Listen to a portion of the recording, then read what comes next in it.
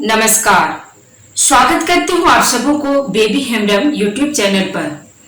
इस वीडियो में मैं आप लोगों को मगध साम्राज्य के उदय के बारे में पढ़ाने वाली हूँ।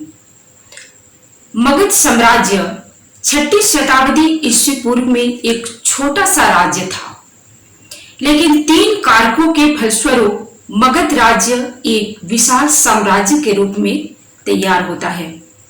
वो 3 कारक थे। पहला कारक था मगध का भौगोलिक स्थिति, दूसरा था प्राकृतिक दशा और तीसरी थी योग्य एवं महत्वाकांक्षी शासक। इन 3 कारकों के फलस्वरूप ही मगध राज्य एक विशाल साम्राज्य के रूप में बनके तैयार हुआ। मगध साम्राज्य का अगर हम लोग सबसे पहले देखें, वहां कौन से वंशों ने शासन किया था, तो सबसे पहले हर्यक वंश का शासन रहा।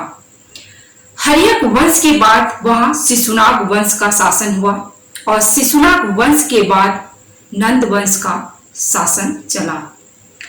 नंद वंश के अंतिम शासक घनानंद की हत्या चाणक्य के सहयोग से चंद्रगुप्त मौर्य ने कर दिया और चंद्रगुप्त मौर्य ने मौर्य वंश की इसके बाद स्थापना की और इस प्रकार से चंद्रगुप्त मौर्य ने मौर्य साम्राज्य का शुरुआत किया। अब हम लोग देखेंगे इन तीनों वंशों ने किस तरह से मगध साम्राज्य के विकास में विशेष योगदान दिए। पहला वंश के रूप में देखेंगे हर्यक वंश। हर्यक वंश, हर्यक वंश का पहला राजा बना था, वो था बिंबिसार।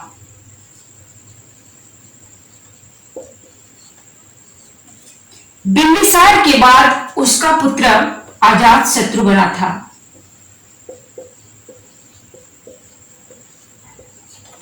और अजातशत्रु के बाद उसका पुत्र उदयन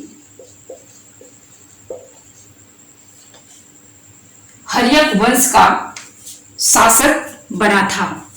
और ये 3 शासकों ने मगध साम्राज्य को चलाने में महत्वपूर्ण योगदान किए थे। बिंबिसार के बारे में अगर हम लोग देखें, तो बिंबिसार ने सबसे पहले अपनी राजधानी राजगिरी यानी ग्रीब्रिज को बनाया था। बिंबिसार एक ऐसा कुशल शासक था जिसे हर्यक वंश का प्रथम शक्तिशाली शासक के रूप में कहा जाता है। बिंबिसार को मगध साम्राज्य का एक वास्तविक संस्थापक के रूप में भी माना जाता है।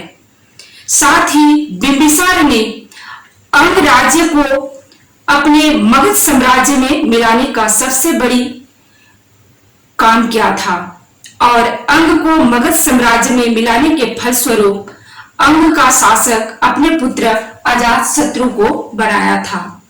बिंबिसार को मत्स्य पुराण में क्षेत्रोजस कहा जाता है।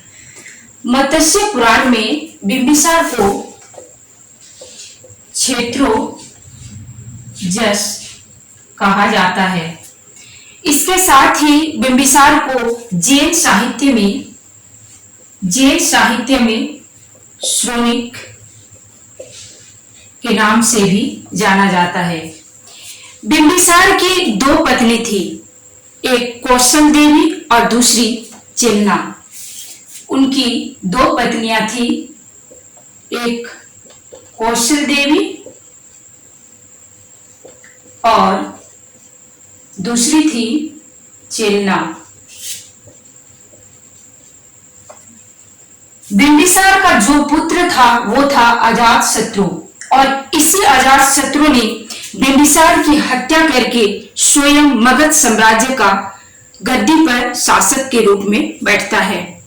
अब अजातशत्रु के बारे में हम लोग देखेंगे। अजातशत्रु जब मगध की गद्दी पर बैठता है तो सबसे पहले उसने काशी और वजी को अपने राज्य में मिला लेता है। जब वजी के साथ युद्ध कर रहा था, उसी समय उसने रथमुसल और महाशिला कंटक नामक दो महत्वपूर्ण नए हथियार का प्रयोग किया था। अजात शत्रु के शासन काल में ही बुद्ध को निर्वाण की प्राप्ति भी हुई थी और उसने बुद्ध के अवशेषों से राजगृह में एक स्तूप का निर्माण करवाया था। अजात शत्रु ने राजगृह के सप्तपर्णी गुफा में प्रथम बौद्ध संगीति का भी आयोजन कराया था, लेकिन अजात शत्रु की हत्या उसका पुत्र उदायन कर देता है और अगला शासक बनता है उदायन। अब उदायन के शासन के बारे में हम लोग देखेंगे। उदायन ने जब मगध की गद्दी पर बैठा तो उसने सोन नदी और गंगा नदी के संगम पर कुसुमपुर नामक यानी पाटलिपुत्र नामक एक शहर का निर्माण करवाया था। उदायन के बाद उसका वहां का शासक बनता है नागदशक और नागदशक की हत्या शिशुनाग कर देता है और शिशुनाग जब नागदशक की हत्या करता है तो शिशुनाग वंश की स्थापना करता है। जब शिशुनाग नागदशक की हत्या करता है, इसके बाद शिशुनाग वंश का स्थापना करता है और वे मगध साम्राज्य का शासक बनता है।